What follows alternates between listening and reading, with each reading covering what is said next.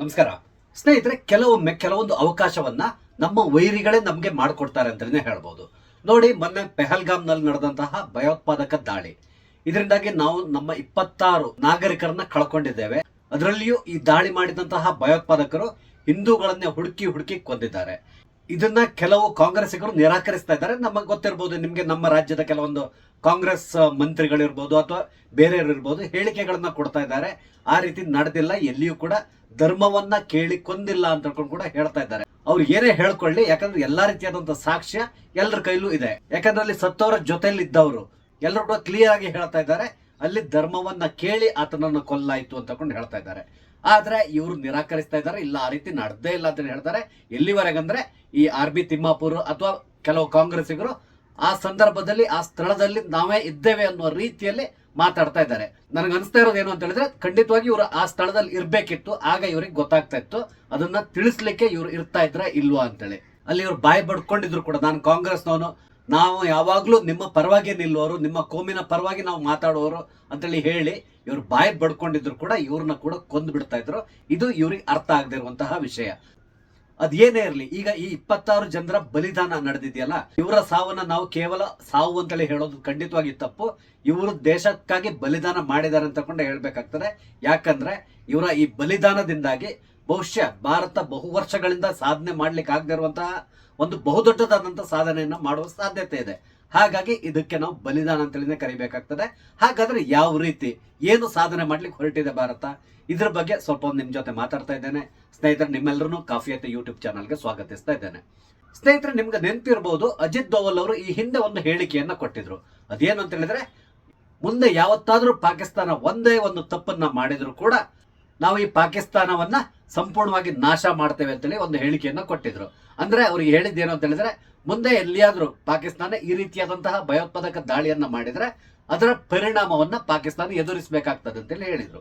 ಪಾಕಿಸ್ತಾನ ಸಣ್ಣ ಪುಟ್ಟದಾದಂತಹ ದಾಳಿಯನ್ನ ನಡೆಸ್ತಾನೆ ಇತ್ತು ಈ ಭಯೋತ್ಪಾದಕರ ಮುಖಾಂತರ. ಅದನ್ನ ಇವರು ಸಮರ್ಥವಾಗಿ ನಾವು ಎದುರಿಸ್ಕೊಂಡು ಬರ್ತಾ ಇದ್ವಿ. ಅಂದ್ರೆ ಅವ್ರನ್ನ ಎಲ್ಲಿ ಕಳಿಸ್ಬೇಕೋ ಅಲ್ಲಿ ಕಳಿಸ್ಬಿಡ್ತಾ ಇದ್ವಿ. ಆದ್ರೆ ಈ ಬಾರಿ ನಡೆದಂತಹ ಘಟನೆ ಇದೆಯಲ್ಲ, ಇದು 2008ರಲ್ಲಿ ಮುಂಬೈ ಮೇಲೆ ನಡೆದಂತಹ ದಾಳಿಗೆ ಸಮಾನವಾದಂತಹ ದಾಳಿ. ಹಾಗಾಗಿ ಈ ಬಾರಿ ಭಾರತ ಸುಮ್ಮನೆ ಕೂತ್ಕೊಳ್ಬಾರ್ದು ಅಂತೇಳಿ ನಿರ್ಧಾರ ಮಾಡಿದೆ. ಈಗಾಗಲೇ ಏನೆಲ್ಲ ಬೇಕೋ ಎಲ್ಲಾ ರೀತಿಯಾದಂತಹ ತಯಾರಿಯನ್ನ ಭಾರತ ಮಾಡ್ಕೊಳ್ತಾ ಇದೆ. ಯಾಕಂದ್ರೆ 2008ರಲ್ಲಿ ಒಂದು ಅದ್ಭುತವಾದಂತಹ ಚಾನ್ಸ್ ಭಾರತದ ಸರ್ಕಾರಕ್ಕಿತ್ತು. ಆದ್ರೆ ಆಗ ನಮ್ಮ ದೇಶದಲ್ಲಿ ಆಡಳಿತ ನಡೆಸ್ತಾ ಇದ್ದಂತಹ UPA ಸರ್ಕಾರ, ಅದರಲ್ಲೂ ಮುಖ್ಯವಾಗಿ ನಮ್ಮ ದೇಶದ ಪ್ರಧಾನಿಯಾದಂತಹ ಮನಮೋಹನ್ ಸಿಂಗ್ ಅವರು ಯಾವುದೇ ರೀತಿಯಾದಂತಹ ಆಕ್ಷನ್ ತಗೊಳ್ಳಿಕ್ಕೆ ಹೋಗಿಲ್ಲ. ಅದಕ್ಕೆ ಕಾರಣ ಏನು ಅಂದ್ರೆ, ಅದರಿಂದಾಗಿ ಬೇರೆ ರೀತಿಯ ಪರಿಣಾಮ ಉಂಟಾಗಬಹುದು, ಯುದ್ಧವೇ ಸಂಭವಿಸಬಹುದು ಅನ್ನುವ ನಿಟ್ಟಿನಲ್ಲಿ ಇವರು ಸೈಲೆಂಟ್ ಆಗಿ ಕೂತ್ಕೊಂಡ್ಬಿಟ್ರು. ಆದ್ರೆ ಇದನ್ನ ಪಾಕಿಸ್ತಾನ ಯಾವ ರೀತಿಯಾಗಿ ಉಪಯೋಗಿಸ್ಕೊಂತಂದ್ರೆ, ಭಾರತ ನಮ್ಗೆ ಏನು ಮಾಡಲ್ಲ ಅಂತೇಳಿ ತಿಳ್ಕೊಂಡು ಪುನಃ ದಾಳಿಗಳನ್ನ ಮಾಡ್ಕೊಂಡು ಬರ್ತಾನೆ ಇದೆ. ಆದ್ರೆ ಈಗ ಸರ್ಕಾರ ಬದಲಾಯ್ತು. ಸರ್ಕಾರ ಬದಲಾದ ಮೇಲೆ ಪಾಕಿಸ್ತಾನಕ್ಕೆ ಆಗಾಗ ಕೊಡಬೇಕಾದಂತ ಉತ್ತರವನ್ನ ಭಾರತ ಕೊಟ್ಕೊಂಡು ಬಂದಿತ್ತು. ಆದ್ರೂ ಕೂಡ ನಾವು ಸಂಪೂರ್ಣವಾಗಿ ಪಾಕಿಸ್ತಾನದ ಮೇಲೆ ಮುಗಿ ಬೀಳ್ಲಿಕ್ಕೆ ಸಾಧ್ಯ ಆಗ್ತಾ ಇರಲಿಲ್ಲ.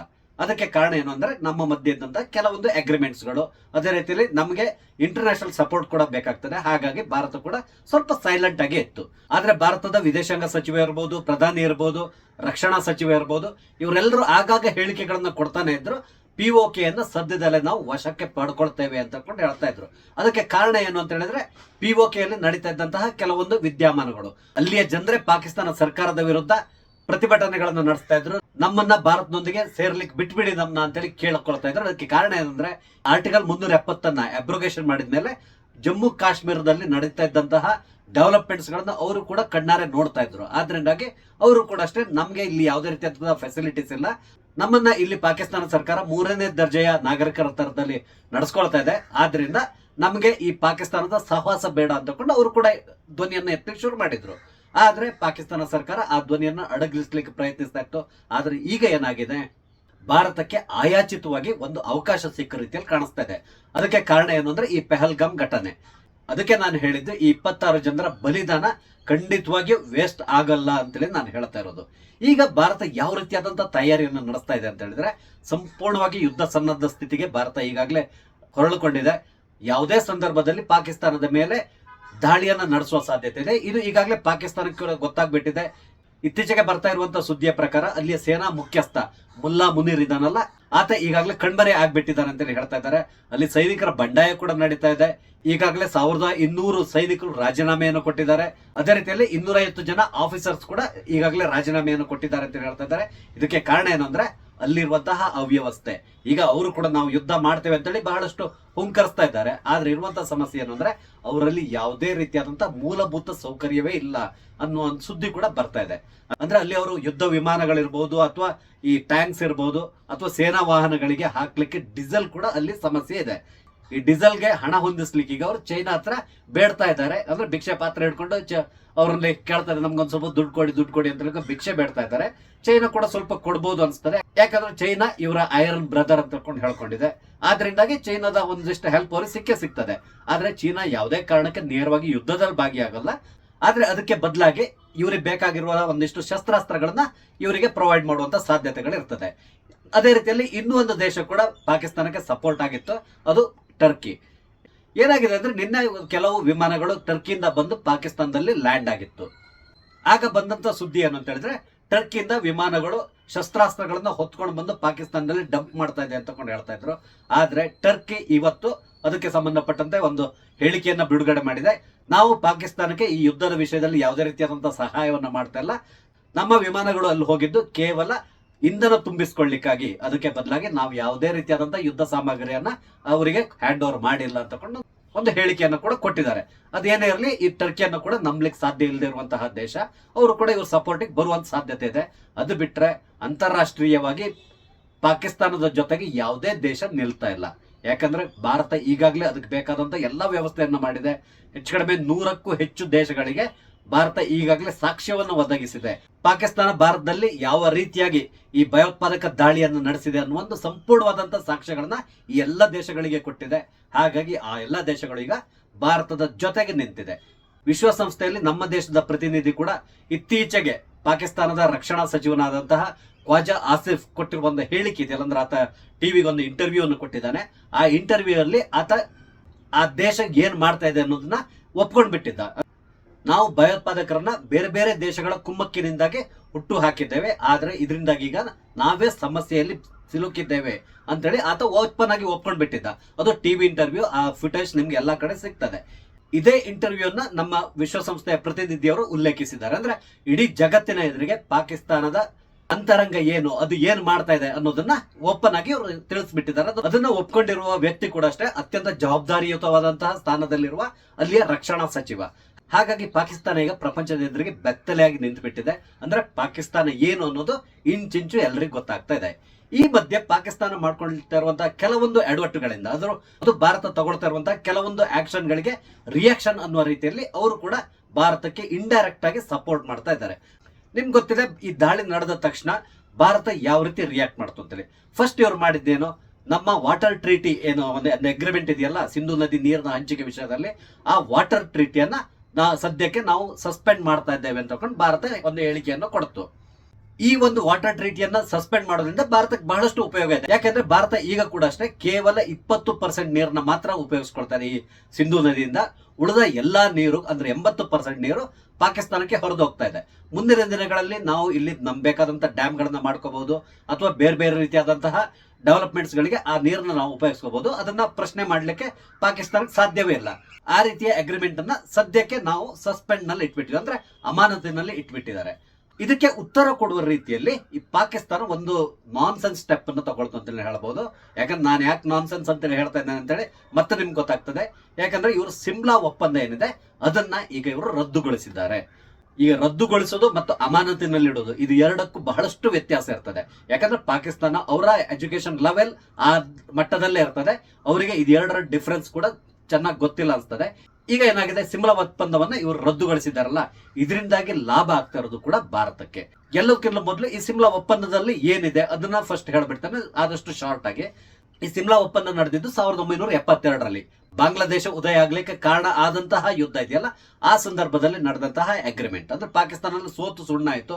ಅವರ 90,000 ಸೈನಿಕರನ್ನ ಭಾರತ ಬಂಧಿಸಿ ಇಟ್ಕೊಂಡಿತ್ತು. ಆ ಸಂದರ್ಭದಲ್ಲಿ ನಡೆದಂತಹ ಅಗ್ರಿಮೆಂಟ್. ಅದರಲ್ಲಿ ಒಂದು ಯುದ್ಧ ಕೈದಿಗಳನ್ನ ಎಕ್ಸ್ಚೇಂಜ್ ಮಾಡ್ಕೊಳ್ಳೋದು. ಅದಾದ್ಮೇಲೆ ಇನ್ನೊಂದು ಮುಖ್ಯವಾದ ವಿಷಯ ಏನಂದ್ರೆ, ನಾವು ಗೆದ್ದಿರುವಂತಹ ಭೂಭಾಗವನ್ನ ಬಿಟ್ಟು ಈ 71ರ ಯುದ್ಧ ಪ್ರಾರಂಭ ಆಗೋಕ್ಕಿಂತ ಮೊದಲು ಎಲ್ಲಿವರೆಗೆ ನಮ್ಮ ಗಡಿ ಅಂತೇಳಿ ನಾವು ಗುರುತಿಸ್ಕೊಂಡಿದ್ದೀವೋ ಅಲ್ಲೇ ನಿಲ್ಬೇಕು, ಅಂದ್ರೆ LOC ಏನಿದೆ ಅಲ್ಲೇ ಹೋಗಿ ನಿಲ್ಬೇಕು ಅಂತ ಹೇಳ್ಕೊಂಡು ಒಂದು ಈ ಅಗ್ರಿಮೆಂಟ್ ನಲ್ಲಿ ಇತ್ತು.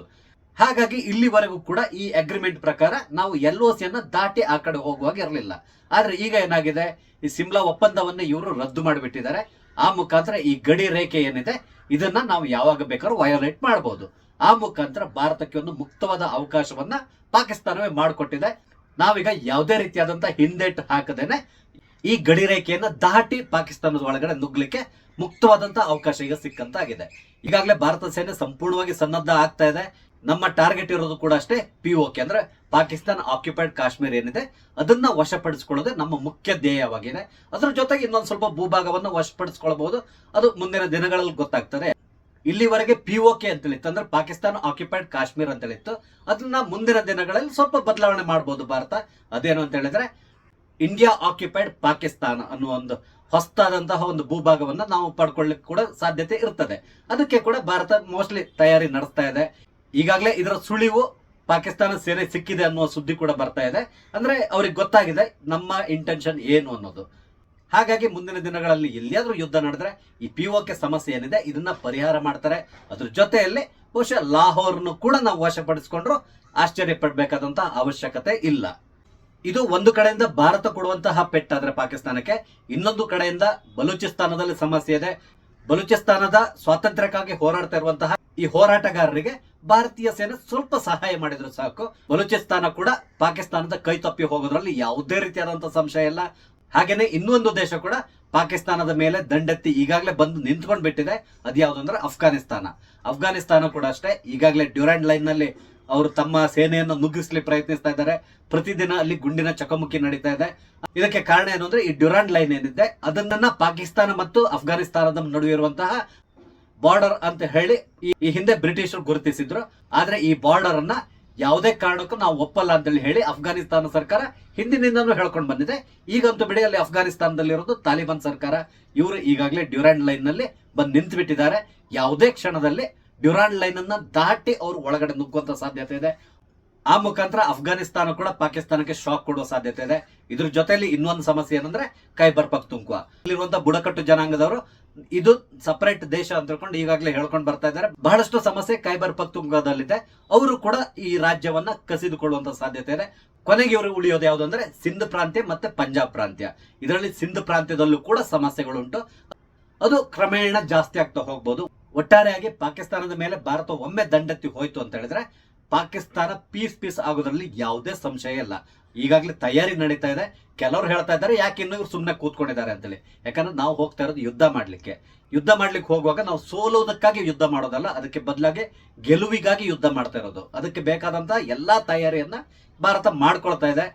ಮುಖ್ಯವಾಗಿ ನಮ್ಗೆ ಬೇಕಿರೋದು ಇಂಟರ್ನ್ಯಾಷನಲ್ ಸಪೋರ್ಟ್.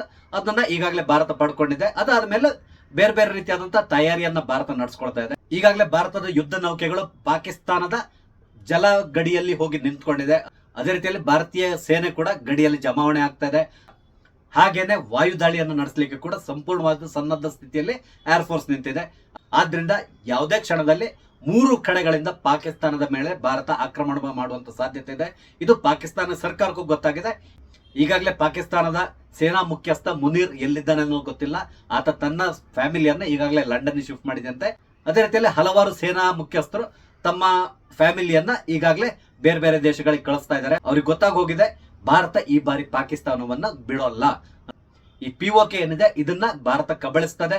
ಅದ್ರ ಜೊತೆಯಲ್ಲಿ ಪಾಕಿಸ್ತಾನದ ಒಂದಿಷ್ಟು ಭೂಭಾಗವನ್ನು ಕೂಡ ಭಾರತ ಆಕ್ರಮಿಸ್ಕೊಂಡು ಕೂತ್ಕೊಂಡ್ ಬಿಡ್ತದೆ ಅನ್ನೋದು ಗೊತ್ತಾಗೋಗಿದೆ. ಯಾಕಂದ್ರೆ ಸೇನೆ ಆ ಮಟ್ಟಿನ ತಯಾರಿಯನ್ನ ನಡೆಸ್ಕೊಳ್ತಾ ಇದೆ. ನೋಡೋಣ, ಇನ್ನು ಕೆಲವೇ ದಿನಗಳಲ್ಲಿ ಏನ್ ಬೇಕಾದ್ರೂ ಸಂಭವಿಸಬಹುದು. ಅಲ್ಲಿವರೆಗೆ ನಾವು ಕಾಯಬೇಕಾಗಿದೆ. ಇದ್ರ ಜೊತೆಯಲ್ಲಿ ಪೆಹಲ್ಗಾಮ್ ನಲ್ಲಿ ನಡೆದಂತಹ ಈ ಭಯೋತ್ಪಾದಕ ದಾಳಿ ಇದೆಯಲ್ಲ, ಇದರಲ್ಲಿ ಮಡಿದ ಎಲ್ಲಾ 26 ಜನರಿಗೆ ನಾವು ಶ್ರದ್ಧಾಂಜಲಿಯನ್ನು ಕೂಡ ಅರ್ಪಿಸೋಣ. ಯಾವುದೇ ಕಾರಣಕ್ಕೆ ಇವರ ಸಾವು ವೇಸ್ಟ್ ಆಗಬಾರ್ದು. ಅದಕ್ಕೆ ಬದಲಾಗಿ ನಾವು POK ಅನ್ನು ವಶಪಡಿಸಿಕೊಂಡು ಅವರ ಆತ್ಮಕ್ಕೆ ಶಾಂತಿ ಸಿಗುವ ರೀತಿಯಲ್ಲಿ ನೋಡ್ಕೊಳ್ಬೇಕಾದಂತಹ ಜವಾಬ್ದಾರಿ ನಮ್ಮ ಭಾರತ ಸರ್ಕಾರಕ್ಕಿದೆ ಅಂತಕೊಂಡೆ ನಾವು ಆಶಿಸೋಣ. ನೋಡೋಣ ಮುಂದೆ ಏನೆಲ್ಲ ಆಗ್ತದೆ ಅಂತೇಳಿ. ಸ್ನೇಹಿತರೆ, ವಿಡಿಯೋ ಸ್ವಲ್ಪ ಲೆಂತಿ ಆಗಿದೆ. ಯಾಕಂದ್ರೆ ಬಹಳಷ್ಟು ವಿಷಯಗಳನ್ನ ಒಂದೇ ವಿಡಿಯೋದಲ್ಲಿ ನಾನು ಕವರ್ ಮಾಡ್ತಾ ಇದ್ದೇನೆ. ಆದ್ರಿಂದಾಗಿ ಸ್ವಲ್ಪ ಲೆಂತಿ ಆಗಿದೆ. ದಯವಿಟ್ಟು ನನ್ನ ಕ್ಷಮಿಸಿ. ದಯವಿಟ್ಟು ವಿಡಿಯೋನ ಲೈಕ್ ಮಾಡಿ, ಶೇರ್ ಮಾಡಿ, ಹಾಗೆ ದಯವಿಟ್ಟು ನನ್ನ ಚಾನಲ್ ಸಬ್ಸ್ಕ್ರೈಬ್ ಮಾಡಿ. ನಮಸ್ತೆ, ಜೈ ಹಿಂದ್.